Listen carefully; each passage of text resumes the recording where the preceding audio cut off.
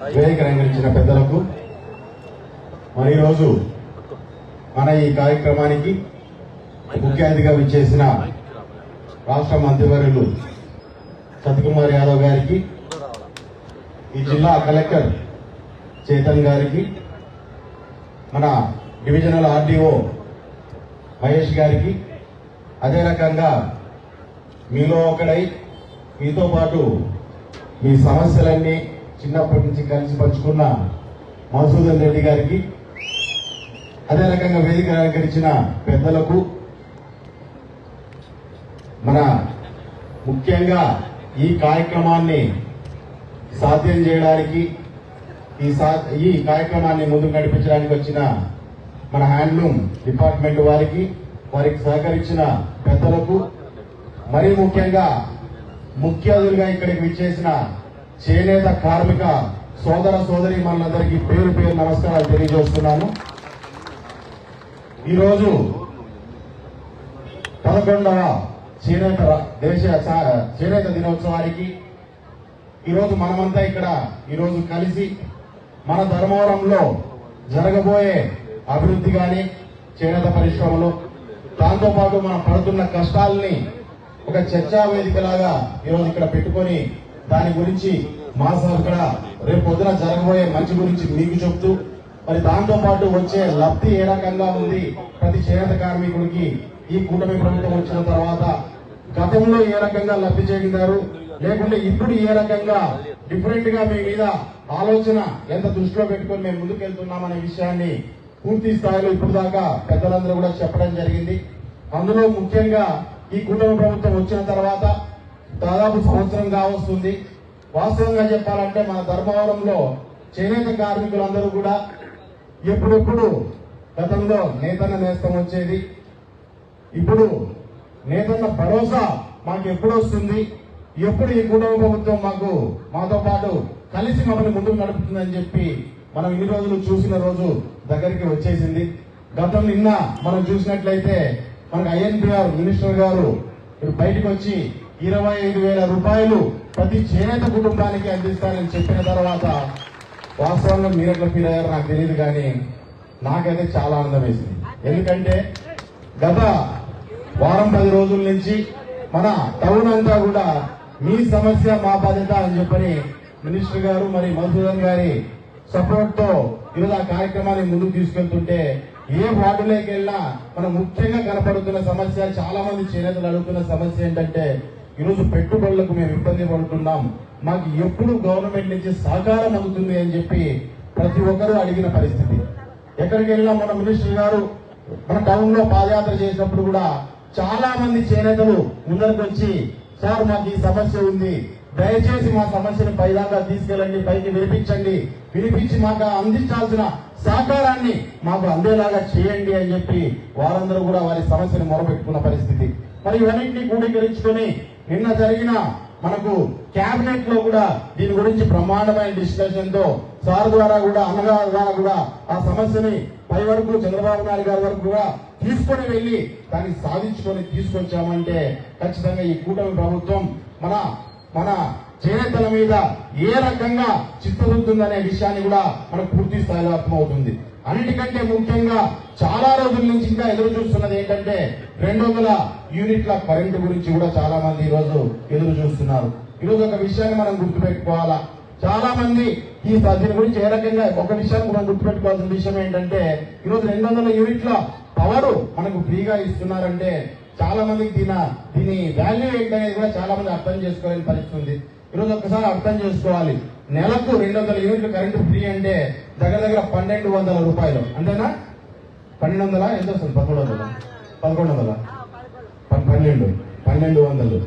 1,200 వస్తుంది దగ్గర 200 యూనిట్ల పవర్ అంటే 1,200 నెల అంటే సంవత్సరం అయ్యేటప్పటికి ఎంత అవుతుంది?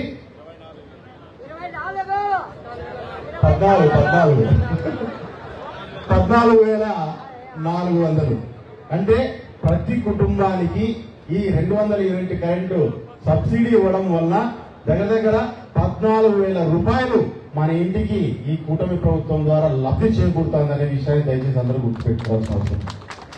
అదే రకంగా ఈరోజు 200 యూనిట్ల కరెంటు సబ్సిడీ ఇవ్వడం వల్ల దగ్గర 14,000 రూపాయలు మన ఇంటికి ఈ కూటమి ప్రభుత్వం ద్వారా లబ్ధి చేకూరుతుందనే విషయాన్ని దయచేసి అందరూ గుర్తుపెట్టుకోవాల్సిన అవసరం. 500 యూనిట్ల పవర్ కూడా ఉంది. సో దాని తగ్గట్టుగా అది 30,000కు పైగా అది కూడా చేరే పరిస్థితి అనేది ఉంటది. కాబట్టి ఎవరైతే అప్లై చేసుకున్నారో గతంలో చాలా మంది ఈరోజు సాకెట్ ఏదైతే ఎక్స్ట్రా కాలిన 5 రోజులు ఉంటుందో అది మా మీద ఫైన్ లాగా ఎక్స్ట్రాగా పడినప్పుడు ఖచ్చితంగా 200 యూనిట్లు దాటిపోయినప్పుడు మొత్తంగా మేము కట్టాల్సిన పరిస్థితి వస్తుందా అనే ఒక ప్రశ్న వాస్తవంగా చాలా మంది చేనేత కార్మికులు కూడా అడగడం జరిగింది. చేనేత సోదరులందరూ దాన్ని కూడా పరిగణలోకి తీసుకొని ఎలక్ట్రికల్ డిపార్ట్మెంట్ తో కూడా పూర్తి స్థాయిలో మాట్లాడి డే కౌంట్ వచ్చేలాగా అలాగా అంటే ఈ రోజు 1వ తారీఖు కొడితే మళ్ళా 1వ తారీఖు కొడితే 30 రోజులు కవర్ అయితే మనకు పథకానికి ఎటువంటి ఇబ్బంది ఉండదు. లేదా 10వ తారీఖు కొడితే మళ్ళీ 10వ తారీఖు కొడితే ఇబ్బంది ఉండదు. కాబట్టి నెల రోజుల వ్యవధిని మనం కన్సిడర్ చేసుకుని చేనేతలకు మనం ఆ రకంగా ఈ పథకం అనేది సత్యకుమార్ గారికి ధర్మవరంతో ఏదో రుణం నిలిచిపోయింది. ఆ రుణంతో ఈ రోజు మన వరకు వచ్చారు. మన సమస్య ఆఫీసర్స్ కూడా ఉందని చెప్తున్నా. ఏ రకంగా ఉందంటే మా ఐడి గారు వస్తారు సర్వం పోతాడు మా దాంట్లో నుంచి ధర్మవరం నుంచి కూడా ఇందాక అక్క చెప్తున్నారు. మనకి ఎటువంటి ఇబ్బంది ఉంది, మనం చేనేతలు పూర్తి స్థాయిలో కుంగిపోయి ఉన్నాం, పడిపోయి ఉన్నాం. మనం పైకి వచ్చే బాధ్యత ఏ రకంగా మనం పైకి రాగలుగుతాం అనేది. కానీ ఒక విషయాన్ని గుర్తుపెట్టుకోవాలా, కష్టం అనేది మేము కొత్తగా నేర్పించాల్సిన అవసరం లేదు. మీకు ఈ రోజు చేనేత కార్మికుడికి కష్టం గురించి మేము చెప్పాల్సిన అవసరం లేదు, కొత్తగా నేర్పించాల్సిన అవసరం లేదు. మేము చెప్పడం అంటే ఎట్లుంటదంటే పక్షికి ఎగిరేది నేర్పించినట్ల చేపకి ఎగిరేది నేర్పించినట్టు ఉంటుంది. ఆ కష్టాలన్నీ మీరు పడి ఇబ్బందులు పడి మీరు ముందుకు వచ్చి నిలబడిన వాళ్ళు మీరందరూ ఈ రోజు మనకి ఏమైపోతానంటే మనం ఏదైనా సరే చీరలు వేస్తున్నాం, మనం బయటికి తీసుకెళ్తున్నాం, గని వరకు తీసుకెళ్తున్నాం. కానీ దాంట్లో కూడా స్కిల్ మరింత పెంచాలి, స్కిల్ మార్చుకోవాలి. ఎప్పుడైనా సరే మనం ముందుకు పోయే కొద్దీ రూపాంతరం చెందుతూ రావాలి. ఈరోజు మనం మొట్టమొదటి జీవం పుట్టినప్పుడు కోతుల్లాగా ఉడతల్లాగా ఉంటాడు. మనం వాటి నుంచి మనుషులైనాం, వంగి నడిచి 4 చేతులతో నడిచే దగ్గర నుంచి 2 కాళ్ళతో నడిచే దాకా వచ్చినాం. అటువంటి పరిస్థితుల్లో మనలో ఖచ్చితంగా ఎప్పటికప్పుడు ఖచ్చితంగా ఆ మార్పు అనేది రావాలా. అదే రకంగా మన చేనేత వృత్తిలో కూడా మార్పు రావాలా. ఆధునీకరణ చాలా ఇంపార్టెంట్. కాబట్టి ఇక్కడ ఏదైనా సరే ఇంతవరకు మాకు జాకులు కానీ ఇవన్నీ కానీ గతంలో మాకు ఆదరణ పథకం కింద చాలా వరకు ఇచ్చారు సార్ మాకు. కానీ ఇప్పుడు మాకు ముఖ్యంగా ఈరోజు చేనేత కార్మికులు నిలబడాలి, నిలదొక్కోవాలంటే ఈరోజు ముఖ్యంగా మన ధర్మవరంలో ముఖ్యంగా అవసరమైనది ఏంటంటే ఈరోజు చిప్జా కార్డులు అనేవి మనం ఎప్పుడైతే మనం తీసుకొని రాగలుగుతామో, చేనేత కార్మికుడికి అందుబాటులో తీసుకురాగలుగుతామో ఆటోమేటిక్ గా చిప్జా కార్డుల ద్వారా ఈరోజు ఏవైతే కరెంటు మగ్గాలు ఉన్నాయో దానికి ధీటుగా దానికి తగలగలిగిన సత్తా మా చేనేత సోదరుల్లో ఉంది. కాబట్టి చిప్జా కార్డులు అనేటివి తీసుకొని రావాలని దయచేసి మిమ్మల్ని కోరుతున్నాము. ఈరోజు ఆటోమేటిక్ గా మనకు దగ్గర మీరు తెస్తున్న చేనేత క్లస్టర్ ద్వారా ఎవరికైనా మనకు 10,000 మందికి పైగా ఐడెంటిఫై చేస్తున్నారు. దాన్ని కూడా మీరు ఒకసారి మనం పూర్తి స్థాయిలో మనం కూడా చూసుకోవాల్సిన అవసరం ఉంది. ఎందుకంటే గతంలో నేతం పేరుతో మగ్గం లేకపోయినా ఇళ్ళకి తీసుకొని పోయి స్టాండ్ నిలబెట్టి ఫోటో కొట్టుకుని వాడికి పథకం వర్తించే పరిస్థితి వచ్చింది. 10,000 కమిషన్ కోసం 24,000 పథకాన్ని ఆ ఇంటికి ఇచ్చే పరిస్థితి. చేనేత కార్మికుడు కాని వాడికి కూడా ఈ రోజు ఈ పథకం అందే పరిస్థితి ఉంది. కానీ అదే రకంగా చేనేత కార్మికులు ఎవరైతే అర్హత ఉన్న వాళ్ళకు కూడా ఆ రోజు పరిస్థితి ఏ రకంగా ఉండిందంటే ఏదో హౌస్ మ్యాపింగ్ ఇష్యూనో, ఎవరిదో భూమి మాన్యతను పడిందనో, ఎక్కడో ట్యాక్స్ కట్టాడనో, ఎక్కడో బండి ఉందనో, ఇంకా రకరకాల రీజన్ల మీద కూడా చాలా మందికి, ఇంకా దారుణంగా చెప్పుకోవాలంటే వాలంటీర్కి నచ్చలేదనో, అక్కడ ఉన్న లీడర్కి నచ్చలేదనో కూడా చాలా మందికి పథకాలు రాకోకుండా అయిపోయిన పరిస్థితి కూడా గతంలో ఉండింది. కాబట్టి ఈరోజు ఆల్రెడీ 10,000 మందిని మేము ఐడెంటిఫై చేశామంటున్నారు. దాంట్లో ఎవరైనా చేనేత కార్మికులు కాని వాళ్ళకి పోయినా పర్వాలేదు, కానీ చేనేత కార్మికులు అయ్యి ఎలిజిబిలిటీ ఉండి కూడా రాకపోతే మాత్రం ఖచ్చితంగా తప్పు మన వైపు నుంచి ఉన్నట్టు ఉంటుంది. కాబట్టి ఆ లిస్టు మొత్తాన్ని పూర్తి స్థాయిలో చూసుకొని ఖచ్చితంగా వారందరికీ సరైన రీతిలో ఆ పనిముట్లు అనేవి పూర్తి స్థాయిలో అందేటట్టుగా, ఎందుకంటే మన క్లస్టర్ ద్వారా వస్తున్నాయి కాబట్టి 16 కోట్లకు పైగా ఈరోజు మీరు కష్టపడి తీసుకొని వచ్చారు. దాన్ని పూర్తి స్థాయిలో ప్రజల్లోకి వెళ్లేటట్టుగా చేయాల్సిందిగా కూడా కోరుతున్నాము. దాంట్లోనే ఇంకా పాసిబిలిటీ ఉంటే చిప్జా కార్డులు అనే దానిని తీసుకురాగలిగితే ఖచ్చితంగా మా చేనేత సోదరులకు కూడా పూర్తి స్థాయిలో ఉపయోగపడుతుందనే విషయాన్ని కూడా నేను మీకు తెలియజేస్తున్నా. మరి ఇదే రకంగా ఇప్పుడు కూటమి ప్రభుత్వం ఈ మన చేనేతల గురించి రాష్ట్ర వ్యాప్తంగా ఉన్న చేనేతలందరినీ కూడా నిలబెట్టుకోవాలి. మేమంతా సరే మాకు ఒక దత్తపుత్రుల్లాగా మేము తీసుకోగలుగుతాం చేనేత కార్మికుల్ని అని చెప్పని ఈరోజు ఈ కూటమి ప్రభుత్వం కావచ్చు, గతంలో తెలుగుదేశం ప్రభుత్వం కావచ్చు పూర్తి స్థాయిలో అదే ఆలోచనతో ముందుకెళ్తున్నారు. ఈరోజు ఒక విషయాన్ని మనం గుర్తుపెట్టుకోవాలా, చేనేతల్ని కాపాడుకోవాలి, చేనేతల్ని నిలబెట్టుకోవాలి అనే ఆలోచనతో ఎన్టీఆర్ గారు పార్టీ పెట్టినప్పుడు మొట్టమొదటిగా రాజకీయ నినాదం కూడు గుడ్డ నీడ.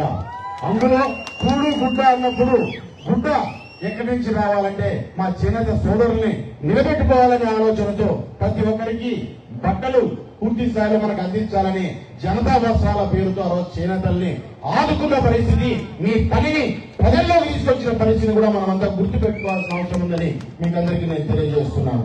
కాబట్టి ప్రతి ఒక్కరూ మీరందరూ ఈరోజు కూటమి ప్రభుత్వం మీకు చేస్తున్న మేలుని ఒకసారి ఆలోచన చేసుకోండి. ఈ వస్తున్న మేలుని సరైన రీతిలో మీరు ఉపయోగపెట్టుకోండి. ఆ రకంగా మీ కుటుంబాన్ని ముందుకు తీసుకెళ్లే పరిస్థితి అనేది ఉంటుంది. మీకు కావాల్సిన పుష్ అనేది కూటమి ప్రభుత్వం ఇస్తుంది, కానీ కుటుంబాన్ని నిలబెట్టుకునే బాధ్యత ఖచ్చితంగా మీ మీద ఉంటుందనే విషయాన్ని దయచేసి మర్చిపోవద్దండి. మీలో ప్రతి ఒక్కరిని పేరు పేరున కోరుకుంటూ ఈ అవకాశం ఇచ్చినందుకు మీకందరికీ పేరు పేరున ధన్యవాదాలు తెలియజేసుకుంటూ జై నేతన్న.